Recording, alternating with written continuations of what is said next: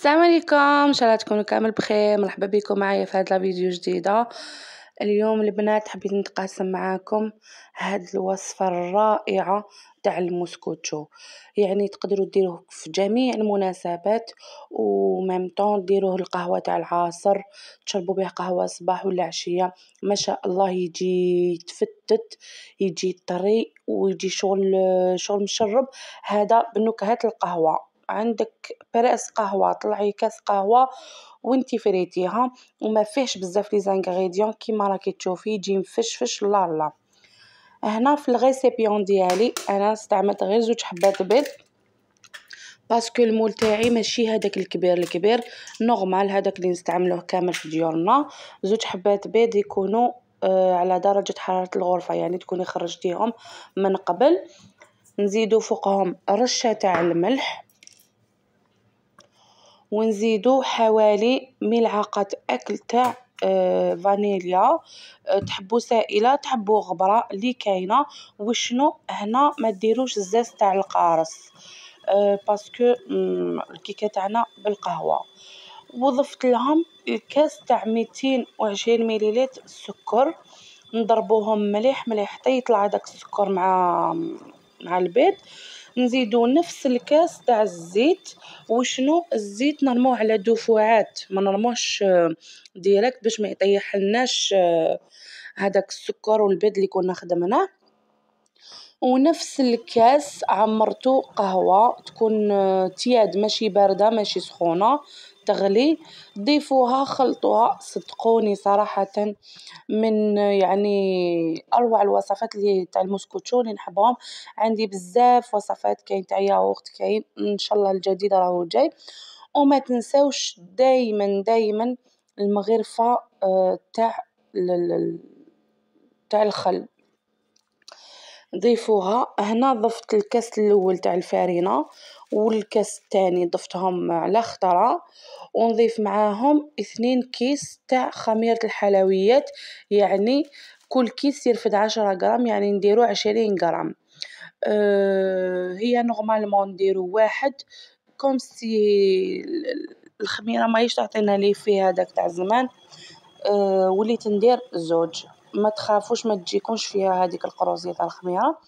انا هنا جو بريفير نضرب الفرينه تاعي نطلعها بالباتور، هذا هو السر اللي يعطينا الخفه تاع الموسكوتشو. هنا الكاس تاع الفرينه بديت نضيف فيه بشويه، نضيف ونطلع بالباتور. كي تدوروا الباتور شغل سيو هكا تخدموها، شغل تبداو تدوروا. هنا كملت طلعتها كامل، شوفوا لي اللون انديغي درنا لها الكراميل. قعدت لي من الكاس الثالث، قعدت لي حوالي مغرفة تاع اكل معمرة بيان، يعني استعملت 2 كيسان ونص كبير.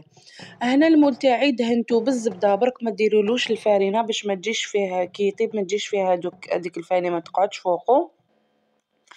اخبطوها هكايا شويه باش يخرج كامل هذاك الهواء والنباب اللي يكونوا فيها. دخلتها للفرن على 180 درجه، شعلت لها الفونتيلو، طابت يعني 45 مينوت، خرجت الله كيما راكم تشوفوا.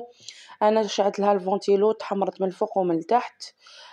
تحبوا ما عندكمش فونتيلاتور عادي شعلوا لها من التحت، غير تشوفوا حمار الجناب تاعها وبديتوا تشموا الريحه، شعلوا لها من الفوق. عسوها برك تتحرق، باسكو الموسكوتشو تاع القهوه وين تكون قهوه الكاكاو ما يحبوش بزاف النار. شوفوا كيفاش خرجت لي هنا، ما شاء الله كيما قلت لكم المول تاعي ماشي هذاك الكبير، مي خرجت روعه. هنا كيما تحبوا تقلبوا الموسكوتشو تاعكم على هذوك الخطوط، تحبوا تخلوها هكاك على وجهها. انا صراحه انا شخصيا ميم ولابيتي يحبها هكا على وجهها، ما نحبش نقلبها.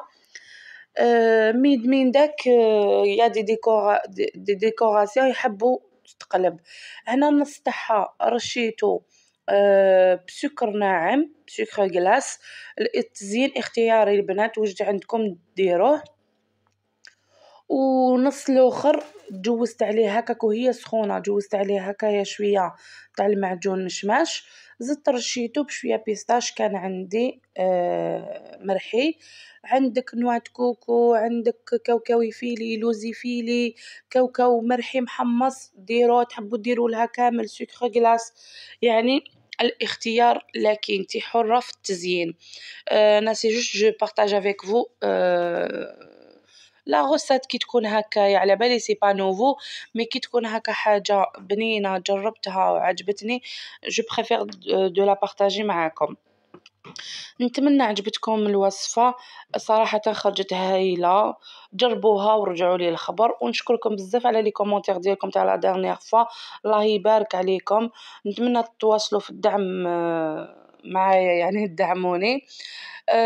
نتلاقاو فيديو جديد ان شاء الله، خليكم تتفرجوا تشوفوا كيفاش خرجت، يعني والله ما تحشمكم، هادية ديريها في وقفة، وزوج حبات بيض وانت فريتيها، وشنو لازم تخدمي بيان بالباتور، طلعيها بيان بالباتور. ما كاش باتور ضربوها في هذاك الاشواغ عادي اللي نلحو به البصل طوماطيش كامل، انا من داك نخدمها في هذاك. ونقول لكم خليت لكم الخير، نتلاقاو في فيديو جديد ان شاء الله. ما تنساوش دعموا اختكم باللايك والاشتراك، وتفعلوا الجرس باش يلحقكم كل جديد ديالي، وبارطاجيو مع احبابكم مع ناسكم. تهلاو في روحكم.